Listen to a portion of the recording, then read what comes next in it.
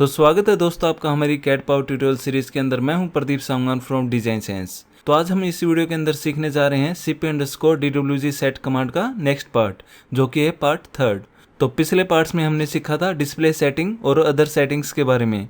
तो इस वीडियो के अंदर हम सीखने जा रहे हैं जो हमारी यहाँ पर ये बची हुई सेटिंग्स है इनके बारे में। तो अब यहाँ पर दोबारा मैं ये कमांड ओपन कर लेता हूँ, cp_dwg सेट एंटर करेंगे तो ये हमारी ड्राइंग सेटिंग विंडो ओपन हो गई है। तो अब यहाँ पर जो हमारा नेक्स्ट ऑप्शन आता है वो आता है यहाँ पर .bak फाइल मैनेजमेंट। ये बहुत ही ज़्यादा यूजफुल ऑप्शन है, तो इसके ऊपर मैं एक सेपरेट वीडियो बनाऊंगा डिटेल के साथ में। उसके बाद नेक्स्ट ऑप्शन आता है यहाँ पर टेम्पलेट फाइल का, जो हमारी करंट टेम्पलेट फाइल होती है उसका नाम यहाँ पर ये शो कर देगा। अगर आपको यहाँ पर टेम्पलेट फाइल चेंज भी करनी है तो आप यहाँ पर ब्राउज के अंदर जाके टेम्पलेट फाइल को भी चेंज कर सकते हो। अब उसके बाद में नेक्स्ट ऑप्शन आता है हमारे पास यहाँ पर ऑटो सेव टाइम का। तो आप यहाँ पर ऑटो सेव टाइम भी चेंज कर सकते हो कि आपके जो ड्राइंग है वो ऑटोमेटिकली कितने टाइम में सेव हो। तो जैसे मैं यहाँ पर ये वैल्यू सेट कर लेता हूँ 10 मिनट्स की, तो अब जो हमारी फाइल है वो 10 मिनट में ऑटोमेटिक सेव होती रहेगी। अब उसके बाद में नेक्स्ट ऑप्शन आता है यहाँ पर राइट क्लिक ड्यूरेशन।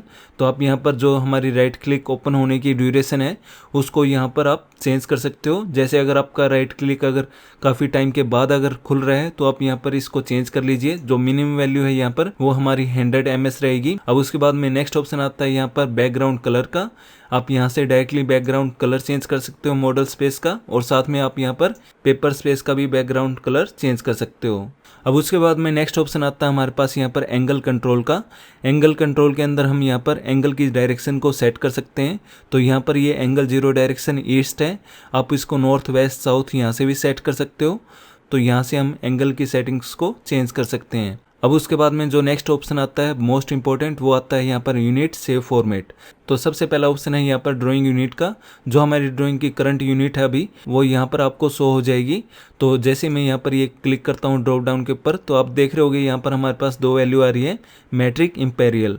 तो मैट्रिक के अंदर जो हमारी मीटर वगैरह की जो यूनिट होती है वो शो होती है। अगर आपको फीट इंचीज में काम कर रहे हो तो आप यहाँ पर ड्राइंग यूनिट को इंपेरियल सेलेक्ट कर सकते हो।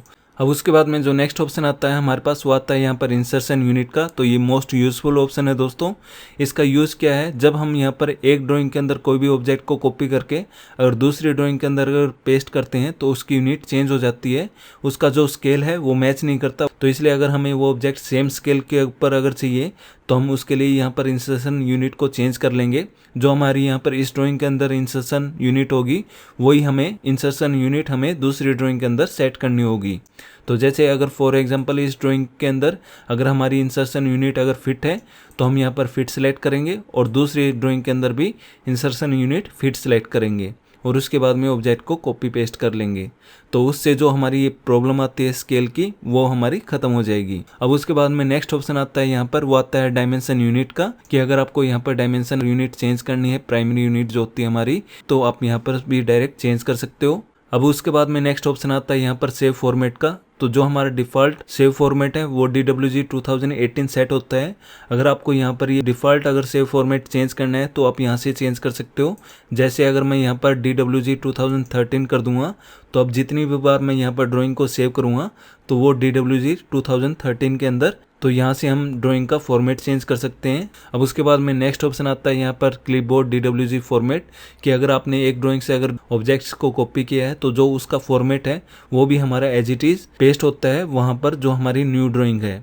तो अगर हमें यहाँ पर ड्राइंग जो हम कॉपी कर रहे हैं उसका अगर DWG फॉर्मेट अगर चेंज करना है तो हम यहाँ से क्लिपबोर्ड DWG फॉर्मेट को चेंज कर सकते हैं। अब उसके बाद में नेक्स्ट ऑप्शन आता है यहाँ पर स्टार्टअप ऑप्शन का। तो काफ़ी टाइम हमारे पास जो स्टार्टिंग का पेज आता है जहाँ पे हम ड्राफ्टिंग और ये मॉडलिंग सेलेक्ट करते हैं, अगर वो आपका यहाँ पर पेज शो नहीं हो रहा है तो आप यहाँ पर इसके ऊपर डिस्प्ले दी स्टार्ट पेज के ऊपर क्लिक कर सकते हो। उसके बाद में नेक्स्ट ऑप्शन है यहाँ पर सिलेक्शन प्रॉम्प्ट का। तो यहाँ पर इस ऑप्शन के थ्रू हम जो हमारा सिलेक्शन प्रॉम्प्ट है उसको ऑन कर सकते हैं।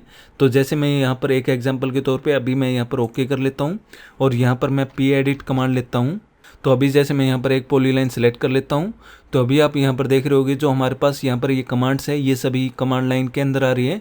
अगर आपको यहाँ पर एक प्रॉम्प्ट के अंदर अगर ये सभी कमांड्स अगर शो करनी है तो वो भी आप यहाँ पर इजीली शो कर सकते हो। वो कैसे, तो हम यहाँ पर cp_dwg सेट कमांड के ऊपर जाएंगे और यहाँ पर ये ड्राइंग सेटिंग ओपन हो जाएगी। अब यहाँ पर सिलेक्शन प्रॉम्प्ट को हम सिलेक्ट कर लेते हैं display at the top right. तो टॉप राइट पोर्शन हो गया हमारे यहाँ पर ये। तो जो भी आपको पोजीशन चाहिए आप यहाँ पर उसकी प्रॉम्प्ट की सेट कर सकते हो। तो मैं यहाँ पर टॉप राइट रखता हूँ और उसके बाद यहाँ पर ओके करता हूँ। फिर यहाँ पर दोबारा पी एडिट कमांड ले लेता हूँ। तो उसके बाद में आप यहाँ पर देख रहे होगे ये हमारा सिलेक्शन प्रॉम्प्ट यहाँ पर शो हो रहा है। तो अब मैं यहाँ पर ये पॉलीलाइन सेलेक्ट कर लेता हूँ। तो उसके बाद में आप देख रहे होगे जो हमारे यहाँ पर ये ऑप्शन है वो सभी यहाँ पर भी विजिबल हो गए हैं। तो इस तरह से हम यहाँ पर ये सिलेक्शन प्रॉम्प्ट को हाइड और शो कर सकते हैं। तो अब यहाँ पर दोबारा हम ड्राइंग सेटिंग को ओपन कर लेते हैं cp_dwg सेट कमांड के थ्रू। अब उसके बाद में जो लास्ट सेटिंग हमारी वो है यहाँ पर ये सेटिंग्स। तो इसके अंदर सबसे पहले है ऑप्शन हमारे पास आइसोमेट्रिक स्नैप का। तो जैसे मैं यहाँ पर इसको ऑन करता हूँ तो ये हमारा आइसोमेट्रिक स्नैप ऑन कर देगा। जैसे मैं यहाँ पर ओके कर लेता हूँ तो अभी आप यहाँ पर देख सकते हो जो हमारा यहाँ पर कर्सर है वो आइसोमेट्रिक कर्सर के अंदर चेंज हो चुका है। तो मैं यहाँ पर F5 की प्रेस करूँगा तो ये आप देख सकते हो ये हमारे आइसोमेट्रिक कर्सर की डायरेक्शन चेंज हो रही है। तो ये हमारा जो आइसोमेट्रिक स्नैप है ये बेसिकली यूज़ होता है आइसोमेट्रिक ड्राइंग क्रिएट करने के लिए।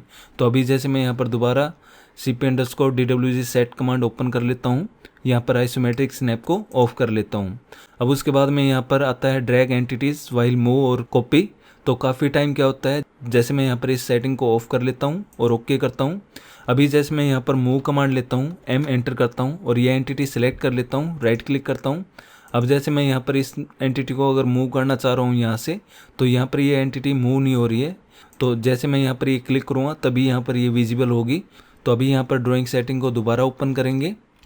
तो उसके बाद में हम यहाँ पर अगर हमारे सामने ऐसी कोई सिचुएशन हो तो उस केस में हम यहाँ पर इस ऑप्शन को ऑन कर लेंगे और ओके करेंगे।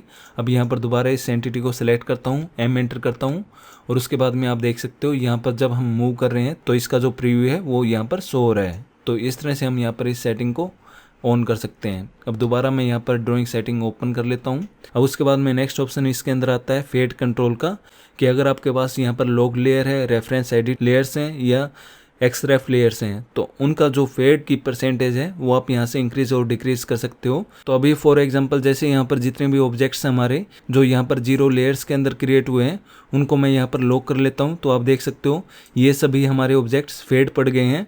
तो यहाँ पर ये इनकी विजिबिलिटी कम हो गई है।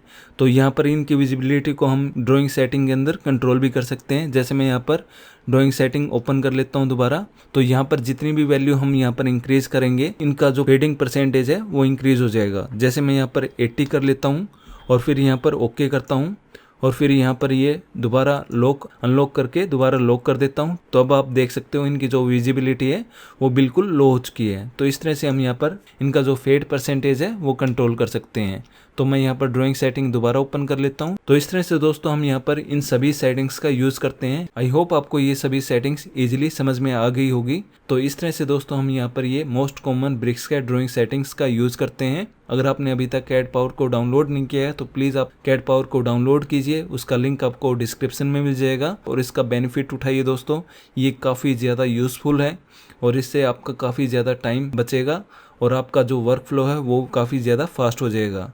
आई होप आपको ये वीडियो समझ में आई होगी। एंड दोस्तों अगर आपको हमारी ये वीडियो पसंद आई तो प्लीज़ आप हमारे चैनल को सब्सक्राइब कीजिए, हमारी वीडियोज़ को लाइक कीजिए और उन्हें अपने दोस्तों के साथ शेयर कीजिए। Thank you so much.